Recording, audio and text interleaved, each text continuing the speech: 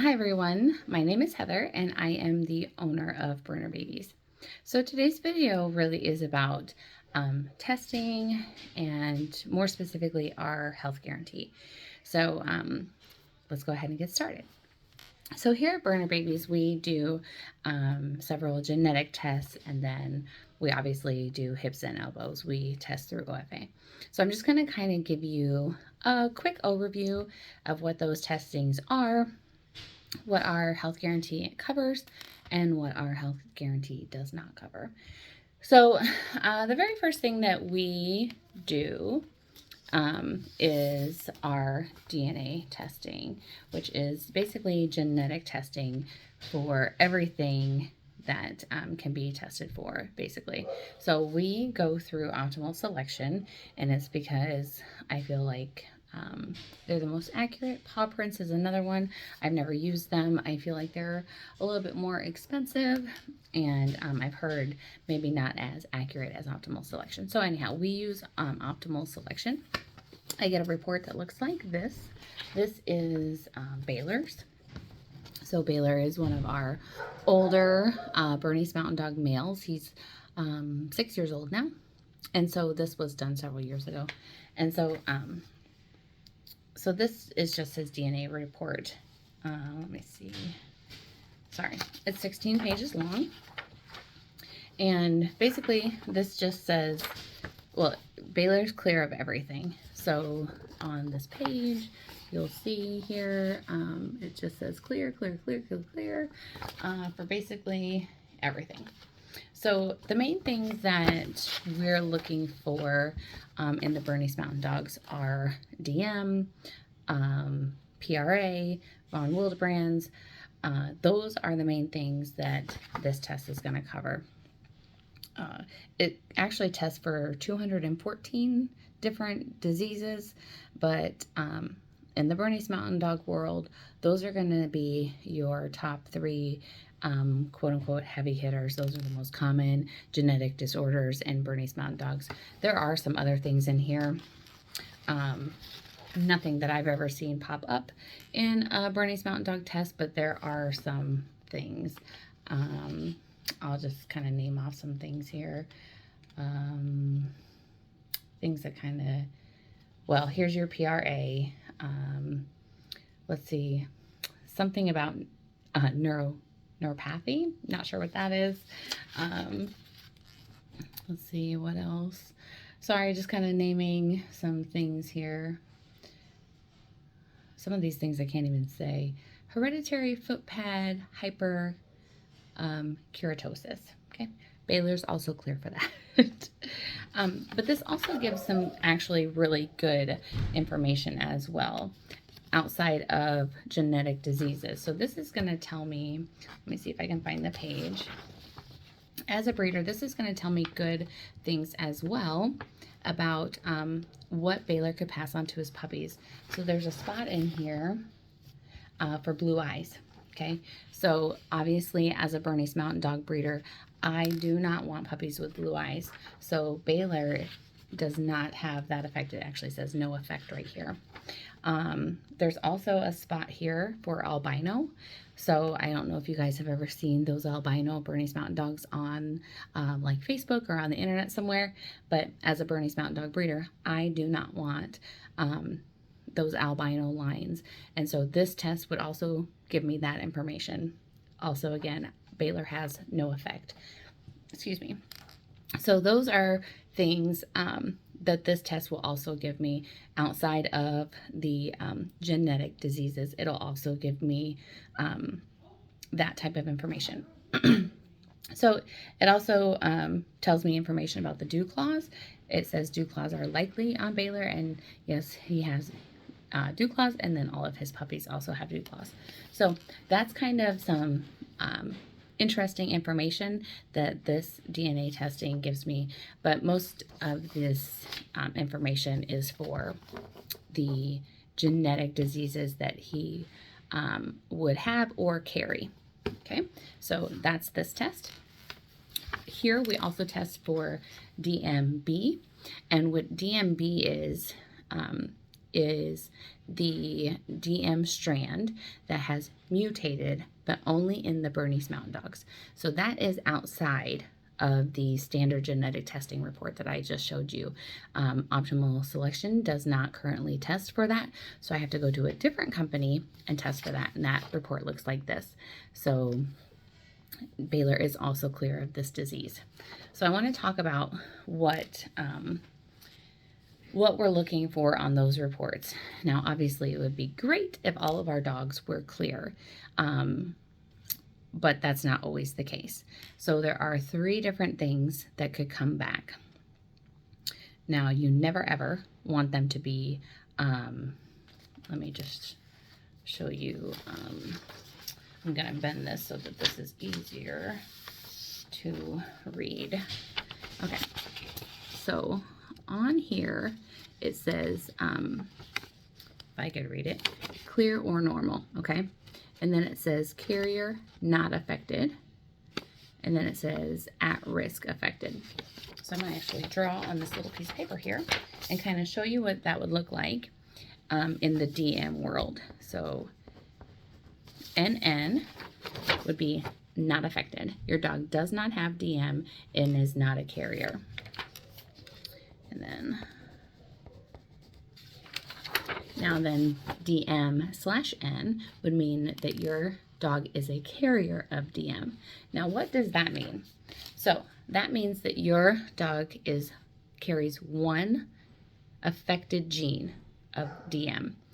That means that they will not be affected by DM, but it is very important that you know this information as a breeder, because if you breed the DM carrier to another DM carrier, those puppies could be affected and at risk to actually have DM as adults.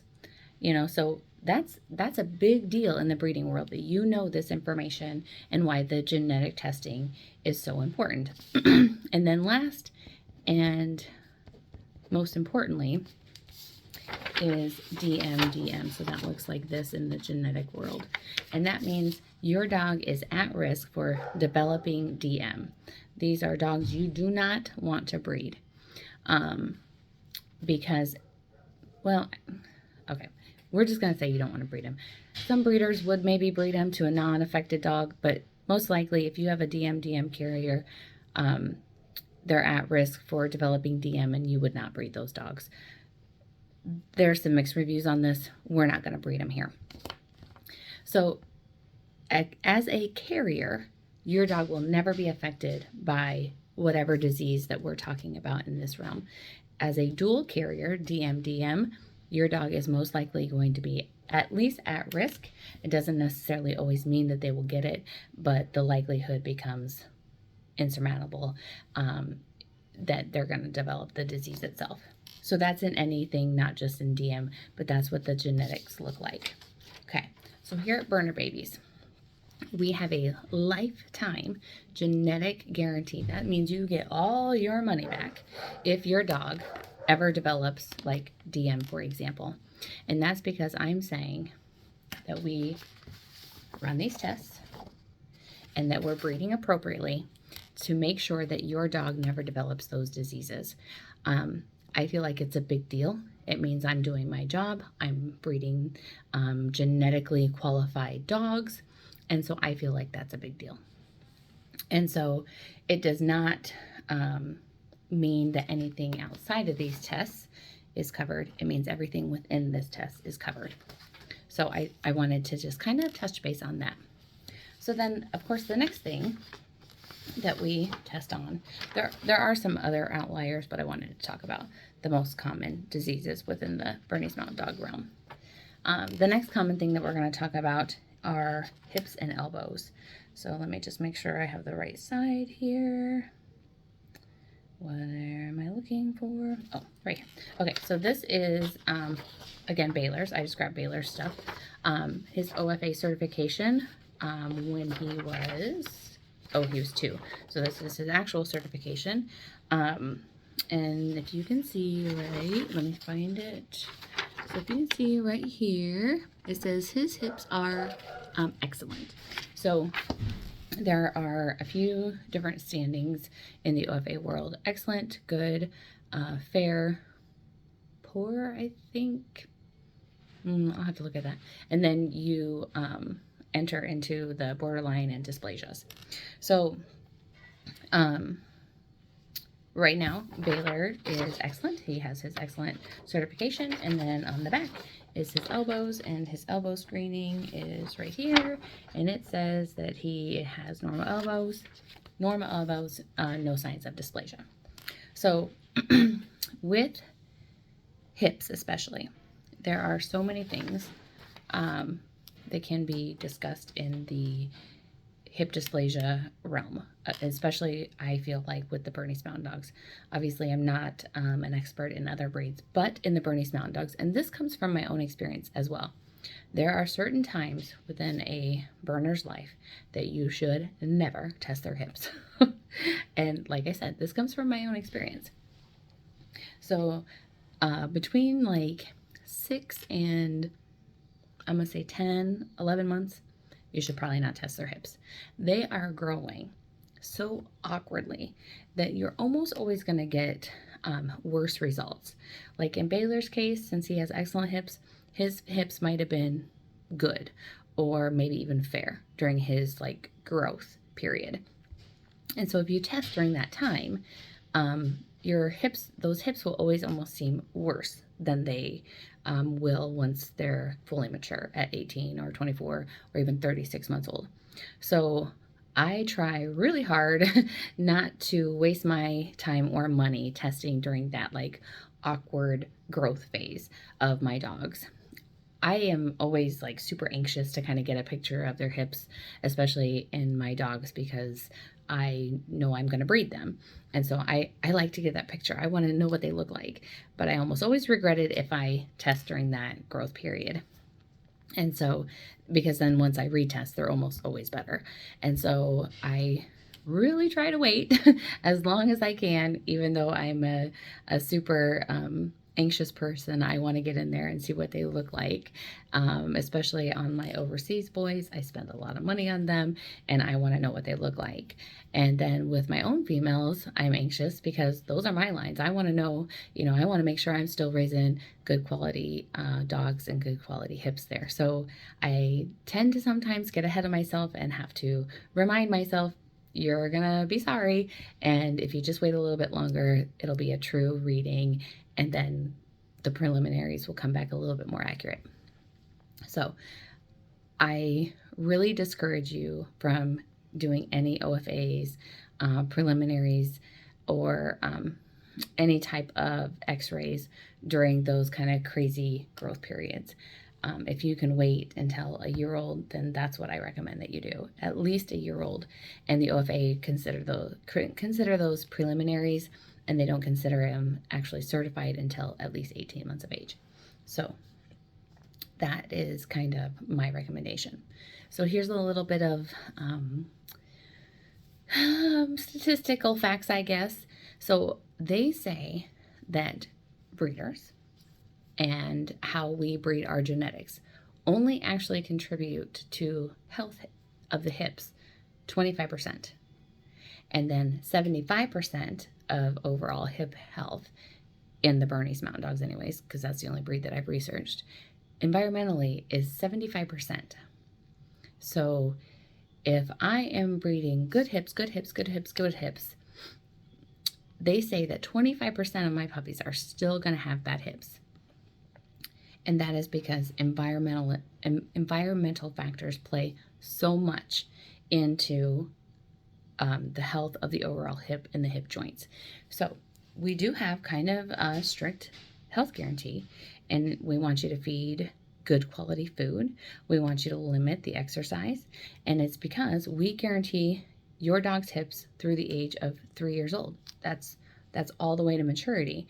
And so if I'm going to do my part, I have to make sure you're going to do your part too.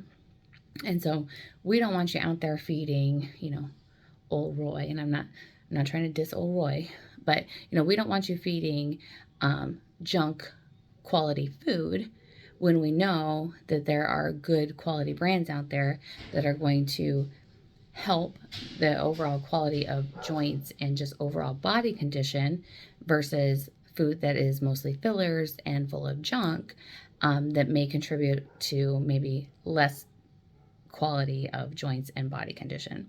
And exercise is so key. They want you to walk your burners less, and no running and no jogging with them and things like that, because that also can help to destroy or damage those those hip joint bones, there we go, during their growth phases. And so we're going to do the best that we can to make sure that we're breeding the best quality. And but it's also up to our owners to make sure that they are exercising properly and minimally, and feeding good quality food to make sure that our genetics are equally balanced by good environmental factors. So that's huge in the dog's overall quality of joint health. So I wanted to put that out there as well. So I have a little note over here so that I don't forget to say anything. So then I wanted to discuss things that we can't guarantee against, because there's either no testing, or there's no genetic component involved, or maybe something they can't find yet, or whatever. So if you are on this channel watching this video, it's because you love Bernese Mountain Dogs. And if you have done any research, you know a couple of things about them. Their life expectancy is 8 to 10 years old. Now, when I started back in 2006, which is a long time ago, their life expectancy was only 6 to 8 years old. So we are getting there slowly. And what is that? Okay, we're not going to say how long. But in that amount of time, we've only really gained a 2-year window, from 6 to 8 to 8 to 10. So we are slowly getting there. But the number one cause of death in Bernese Mountain Dogs is cancer. And right now, as I'm making this video, there is no genetic test that I can do to prevent cancer. So I continue to watch and see what the developments are bringing. But right now in Europe, they are working on it. It's in the infancy stages. That paw prints genetics, they constantly talk about it, but yet there is nothing that I can buy on their website that will test for cancer. Now, in my many, many years of breeding and the many dogs that I've owned, I have experienced cancer loss 3 times. Now, that is significantly lower. With the amount of dogs that I own, that is significantly lower than the Bernese Mountain Dog average, which means statistically, my dogs here that I own are less than the Bernese Mountain Dog average as far as cancer goes. However, we have such a controlled environment here. My dogs aren't, exposed to toxins. We don't use Roundup. They don't go out and about in the world like to dog parks where they could use toxins. We live out in the country, and so we're not exposed to a lot of chemicals that maybe a big city would have. There's not a bunch of air pollution, things of that nature. I breed a lot of my own dogs. I keep a lot of my own lines, and so that I feel like has a lot to do with it. We feed a great quality food. And they eat a lot. It's expensive. It's a great quality. And so I don't know if that contributes to it, but and they have been on the older end of the Berner age when they have developed cancer. So I don't know why we have had such good luck, and I really mean it when I say it's been luck. Because I know the statistics behind the breed. So there is nothing that I can do other than, try to prevent breeding lines where I know that there's cancer, where I don't feel like environmental role has played a part, and I can continue to encourage the purchase of pet insurance.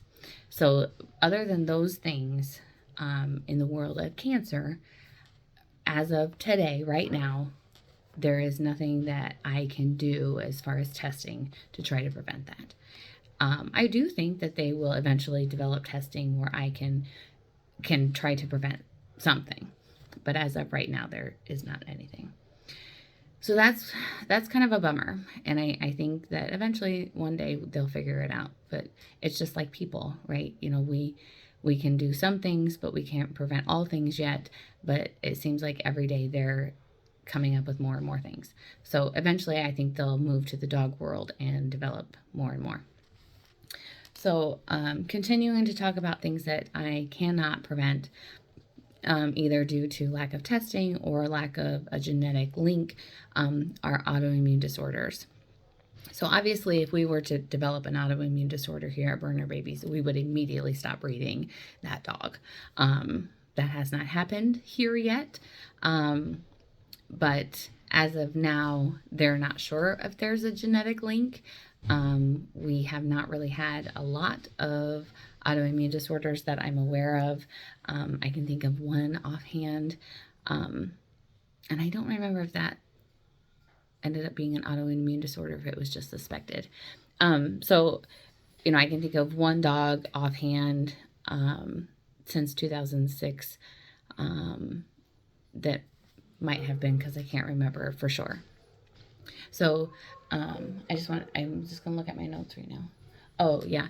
So with the autoimmune disorders, they're saying there's a lot of outside contributing factors that may be linked to that. And so they're not sure if there's an actual true genetic disorder or genetic link, to any autoimmune disorders. There is something maybe linked to thyroidism. But again, that shows up in that genetic testing. So there's that. And so another thing that we cannot prevent here are food allergies. Food allergies are just kind of broad spectrum across all breeds, or allergies in general, maybe I should say. Chicken is the number one thing that dogs are allergic to, and that's across all breeds, not just Bernese Mountain Dogs. So that's, we can't really test for that.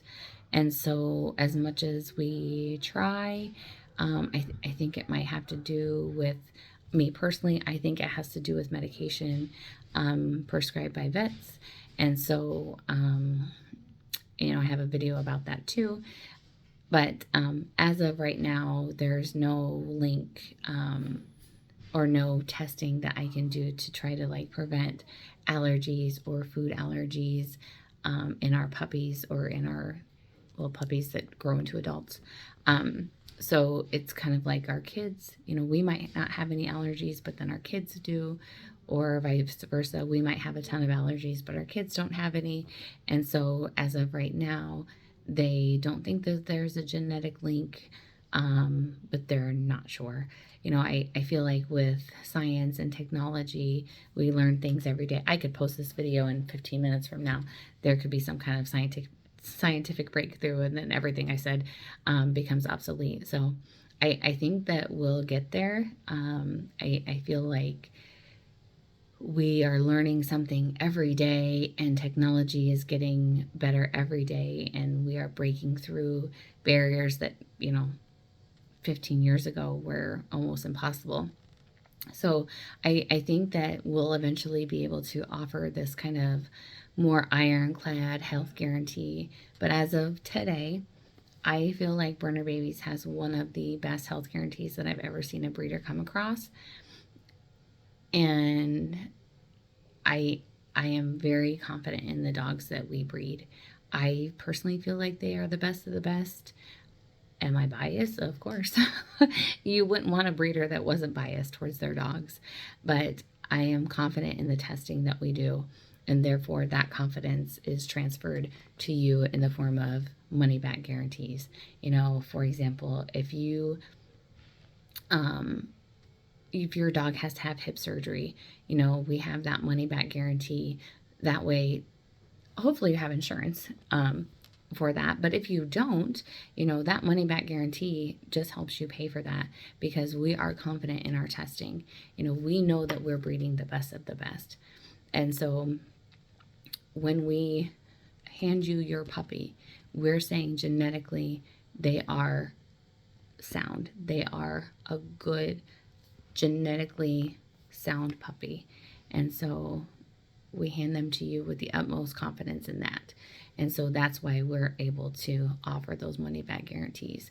So anyhow, before I just ramble on and on, if you have any questions about either testing or our health guarantee or anything like that, just let me know. You can ask the questions down below in the comment. And as always, make sure you like and subscribe for future videos. And thanks again for adopting and following Berner Babies. I truly appreciate each and every one of you, because without you, I wouldn't be able to do what I love every day. And so with that, I'll just say goodbye, and I'll see you next time. Thanks, everyone. Bye-bye.